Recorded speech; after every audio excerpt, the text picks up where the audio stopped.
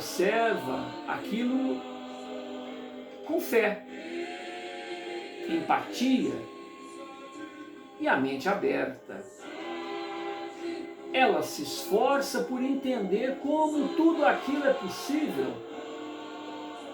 Diná se reconhece despreparada para emitir conceitos a respeito de assunto que desconhece. Então Diná se limita a seguir o irmão sem preconceitos. Eu observa dialogar fluentemente com viçosas plantas, com as viçosas plantas que guarnecem a propriedade da família. Giuseppe parecia ouvir algo delas e as respondia com naturalidade. Diná se limita a observar e pesquisar o assunto. Ela optou por se socorrer na experiência e no tempo, para que somente depois disto emita julgamentos. Nas proximidades havia revoltosos que se organizaram para exigir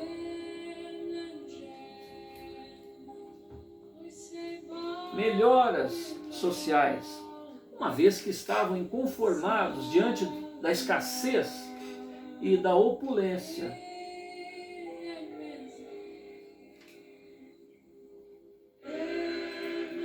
Estavam inconformados diante da sua escassez. Não.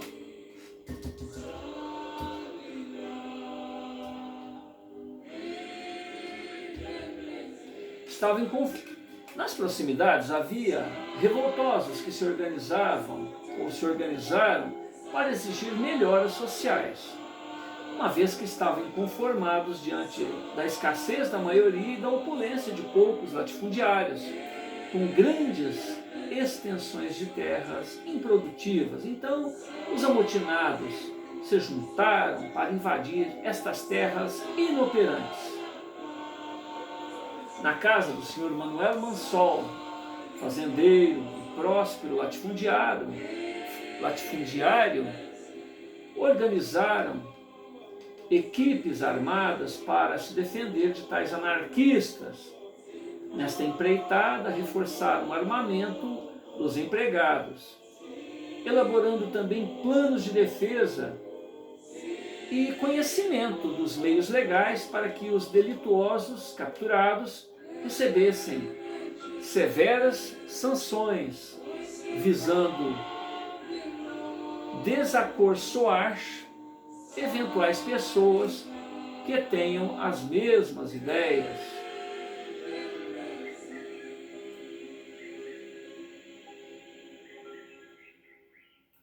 Neste momento, Giuseppe e Diná retornam ao lar e o burburinho ali estabelecido chama a atenção de Giuseppe, que com cautela tenta se inteirar do assunto e busca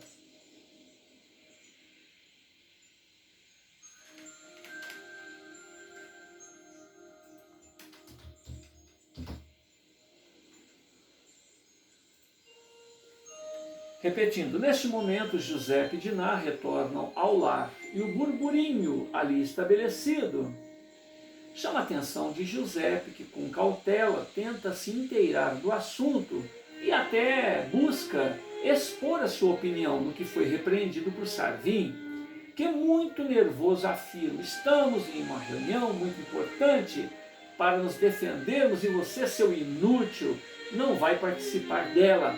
Provavelmente irá até passar os nossos planos para os inimigos.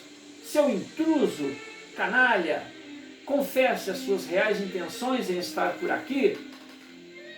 Ato contínuo, Sarvin agarra o Giuseppe pela camisa com tamanha violência que a rasga.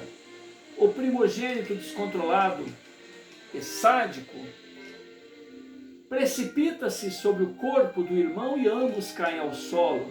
Sarvin empunha o seu revólver de cano longo, niquelado, calibre 38, que foi retirado do cinturão de couro, do cinturão em couro, gargalhando, o primogênito questiona: será que você, seu lunático, também quer entrar no grupo e empunhar uma arma como esta?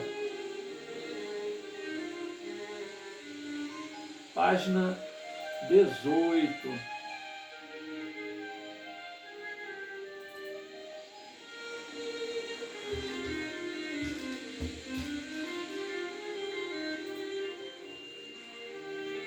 Giuseppe, caído ao solo, passa a ter contrações musculares involuntárias, o que faz com que Sarvin se levante, abandonando o irmão ao piso. Nesta oportunidade, Dinah segura-o agressor pelo braço e o repreende. Acredito que o Giuseppe só tinha a intenção de ajudar a todos. Por que você fez isso? Incontrolável, Sarvin vocifera: se você quer ajudar, tire daqui imediatamente, ou eu nem sei o que serei capaz de fazer. Dinah procura levantar o irmão caído e cogita a diferença de comportamento de ambos, tão distantes em gênios e propósitos. Um dilema se estabeleceu. Ela não tinha forças físicas para socorrer o Giuseppe, que se debatia ao solo, e ninguém fez menção de ajudar. Sarvin grita: se ninguém tirar essa droga daqui, nossa reunião terminou. Como ninguém se manifestou, encerraram a reunião. Dinah não se intimida com a presença de todos por ali e dá atenção exclusiva ao Giuseppe. Ela percebe que Giuseppe balbucia algo. Então ela coloca o ouvido próximo aos lábios do irmão e ele coloca os ouvidos próximos ao ouvido do irmão. Dinah não se intimida com a presença de todos por ali e dá atenção exclusiva ao Giuseppe. Ela percebe que Giuseppe balbucia algo. Então ela coloca o ouvido próximo aos lábios do irmão e dele solicita: querido irmão, ou quem quer que seja, diga o que precisa, prometo que ajudo no que puder. Da boca de Giuseppe, pausadamente, saem as seguintes palavras: obrigada. Quero avisar que vocês não devem atacar os exaltados. Apenas se protejam. Haverá perda de muitas vidas em ambos os lados. Obrigada. Irmã em Jesus, cuidado. Ditas estas palavras, o rapaz começa a voltar ao normal e somente então Dinah nota que no ambiente não havia mais ninguém. A reunião foi encerrada rapidamente após a irritação de Sarvin. Felina, a mãe dos jovens, se aproxima dos filhos, ainda acomodados no solo, ocasião em que Dinah lhe pede apoio para que o Giuseppe fosse levado até o leito. Preocupada, a mãe dos adolescentes busca entender o que presenciou por ali. Ocasião em que Dinah redargue: agora não, mamãe. Giuseppe necessita do repouso. Depois eu te explico. Ambas levam Giuseppe até o sofá, onde ele permanece até se melhorar. Norma, a tia, no caso, afoita em sua própria casa, caminha a esmo de um lado para outro. Ela fala consigo mesma a respeito do Giuseppe. Aninha, sua filha, intervém opinando: mamãe, acredito que o primo Giuseppe seja um pouco fraco da cabeça, mas isso não impede de falar, andar, agir e até resolver as coisas, e muito bem. Ao que me consta, ele tem um poder que nenhum de vocês observou. Eu até que gostaria de falar com ele. Ao ouvir estas palavras, Norma diz: não, isso não, minha filha. Peça-me qualquer coisa, mas querer conviver com aquele doido, jamais.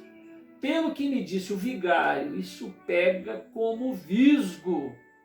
Se você teimar em ir lá, solicito apoio ao seu pai, que irá te trancafiar.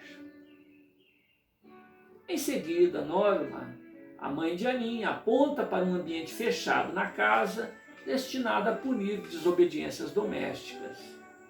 Norma acredita que assim agindo esteja oferecendo o melhor para sua filha, que diante da intimidação não insistiu no assunto. A Aninha abaixa a cabeça, pede desculpas e sai definitivamente da sala. O mordomo se aproxima e lembra a senhora Norma que já está na hora do seu passeio matinal. Norma adentra aos próprios aposentos e se aparamenta para a ocasião. Agitadores se organizam para os próximos ataques. Entre eles, um mulato esclarecido a falar do monopólio dos fazendeiros latifundiários, da inescrupulosa prática de envelhecer documentos para se apossarem de terras alheias, a grilagem, quer seja que há herdeiros nestas terras tomadas à força pelos senhores locais. Ele comenta a respeito das obrigações dos senhores para com os escravos. O palestrante se entusiasma a descrever um ideal de justiça para com os problemas iminentes, em que todos estão mergulhados. O expositor fala com graça divina, palavra segura e clara. É um líder nato a despertar envolvimento, aceitação, admiração da maioria. Porém, inveja, ódio e resistência de companheiros que almejam o comando do grupo. Cauteloso, ele sempre expõe os riscos da empreitada, chegando até a adiar algumas reuniões, tendo em vista a precipitação da grande maioria. Adiamentos que geravam muita cisânia durante suas preleções. Ramon era o líder natural que procurava conter os ânimos inúteis. Mas ele, como todos os companheiros, visava uma ação efetiva para solucionar as injustiças e os problemas sociais próprios de sua época.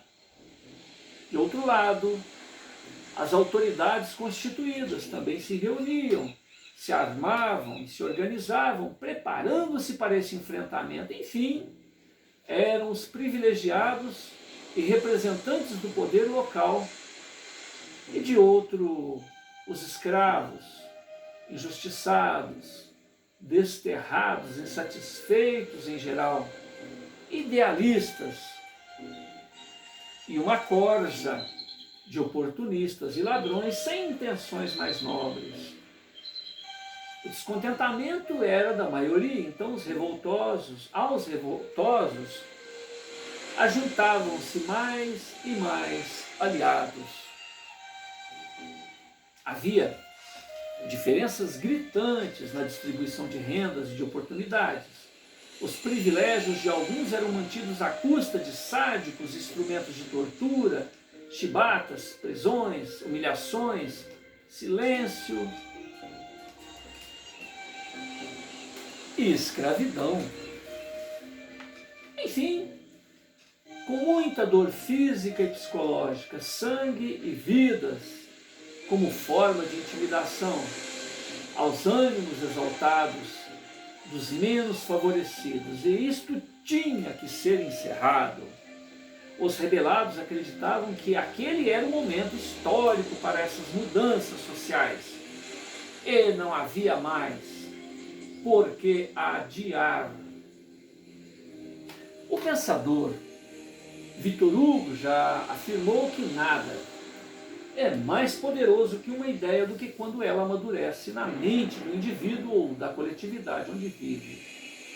As mudanças sociais decorrem deste princípio. Tudo muda quando o sofrimento infringido dói o suficiente para que o comodismo e a mesmice sejam repudiados.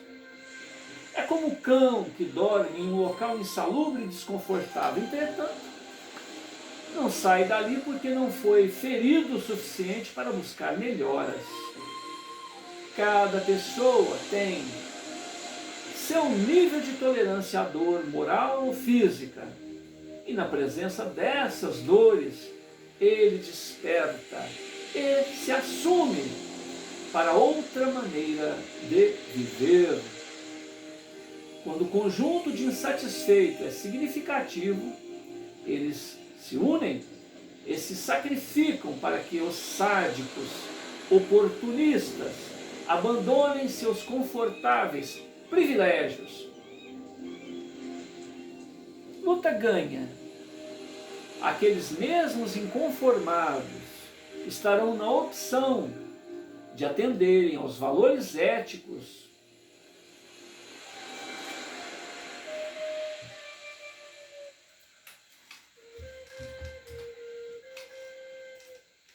do respeito pessoal e ao do próximo,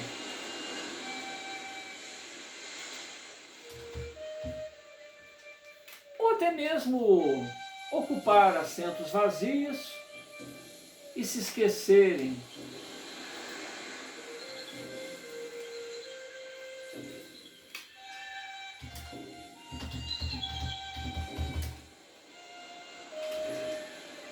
dos ideais que buscavam protagonizar. Repetindo, quando o conjunto de insatisfeitos é significativo, eles se unem e se sacrificam para que os sádicos oportunistas abandonem seus confortáveis privilégios. Luta ganha, aqueles mesmos inconformados estarão na opção de atenderem aos valores éticos do respeito pessoal e ao do próximo, ou até mesmo ocupar os privilegiados assentos vazios e se esquecerem dos ideais que buscavam protagonizar. Um dia, o amor ao próximo como a si mesmo será a norma vivencial neste chão da terra, já o sendo nos planos celestes de onde ela se originou. Por enquanto, o orgulho e o egoísmo que vicejam no coração humano ainda ofuscam a sua compreensão e consequente aplicação. As almas despertas já compreendem a justiça real via a reencarnação neste teatro da vida. A razão humana, sem a óptica da alma imortal, ainda se escandaliza diante das abundantes e variadas dores e libertinagens infligidas uns aos outros, injustiças que não são alcançadas pela humana justiça. Entretanto, aos que têm olhos de ver, percebem a alta exequível justiça da reencarnação transferindo o chicote da mão do algoz, fazendo com que ele, ou seja, o algoz,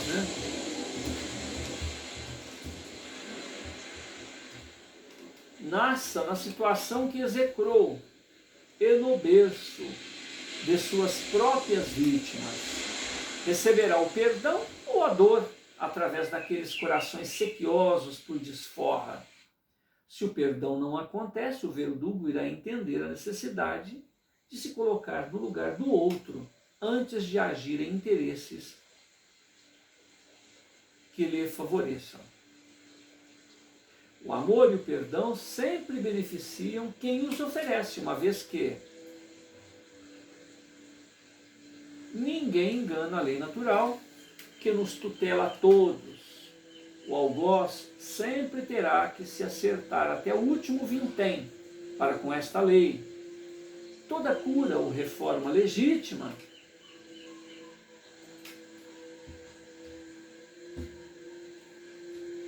provém da mudança de nível de consciência e com ela a mudança das atitudes, sentimentos e interesses. O preço a ser pago para este despertar, muitas vezes, são as necessidades fisiológicas básicas insatisfeitas, misérias, humilhações, lágrimas e sangue, decorrentes de sofrimentos inomináveis. São as desilusões profundas que levam a ponderações e a uma transcendente vida interior. Na casa do Sr. Manuel Mansol, observamos Giuseppe e Dinah junto à natureza. Ele, de semblante melancólico, em diálogo solto com as plantas. Ela o observa e o admira, sem entender tudo aquilo. Em determinado momento, Giuseppe afirma: Dinah, a desgraça ronda nossa casa. Acredito que vidas preciosas serão perdidas brevemente. Giuseppe, que ama os familiares, comenta a respeito das justas reivindicações dos rebelados, ao que Dinah não entende e pergunta de que lado ele está. Giuseppe afirma que os atritos são decorrentes dos interesses antagônicos e que somos filhos do amor de Deus. Portanto, irmãos, que nesta condição devemos nos relacionar e buscar nossos méritos e necessidades. Giuseppe diz que é necessário nos lembrarmos da fraternidade, que as oportunidades fluem de Deus e que são para todos. Se não as compartilharmos ou se não respeitar o direito alheio, cada qual estará sujeito às infalíveis leis eternas. Precisamos rever nossos privilégios mantidos à custa de muita opressão, regalias, subtraídas dos direitos e das necessidades alheias. Assim, Giuseppe oferece a sua leitura da vida e Dinah aguarda suas considerações até concluir. Oportunidade em que ela comenta: querido irmãozinho, que bom seria se de fato as coisas acontecessem do jeito que você pensa. Mas infelizmente creio que isso ainda vai demorar.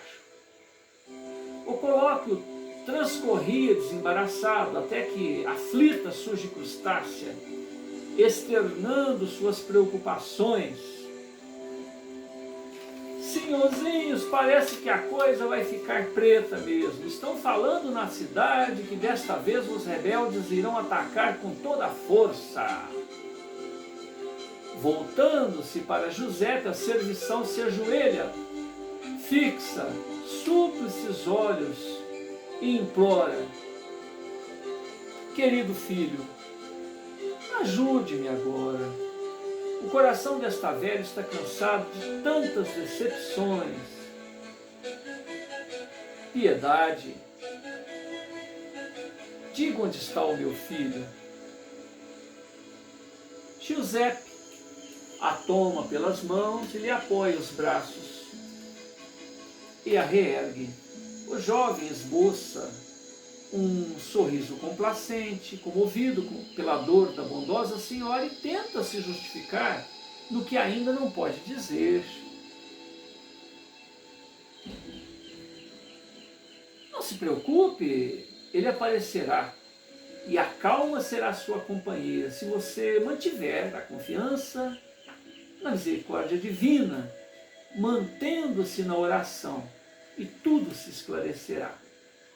Crustácea se abraça aos jovens que compreendem sua aflição. De voz embargada, mas reanimada, ela diz: Deus os abençoe, meus filhos. Deus os abençoe. Crustácea e Diná observam que Giuseppe entra em transe mediúnico, apesar de não apresentar grandes alterações físicas como de praxe, mas externa um psiquismo de segurança e paz, fisionomia meiga e lúcida, qual socorro do pastor ao balido do cordeiro aflito. Giuseppe manipula energias benfazejas em uma atmosfera mística própria de um mago da luz. Tal é a segurança em que estava Crustácea, que ela fala com Giuseppe em sua língua pátria, fazendo menção ao seu sofrimento de até então e a inominável gratidão por aqueles instantes de acolhimento e unção que relembram a sua infância livre e ingênua. Um ser angelical se utiliza do aparelho fonador de Giuseppe e fala a Crustácea: Ah, querida irmãzinha, bem sei o que procura e estou autorizado a informar somente o permitido por nosso Senhor Jesus Cristo. Há 5 lustros procuras por teu rebento, não é mesmo? Incontida, Crustácea confirma e implora: sim, sim, por favor, diga-me, onde posso encontrar o meu filho?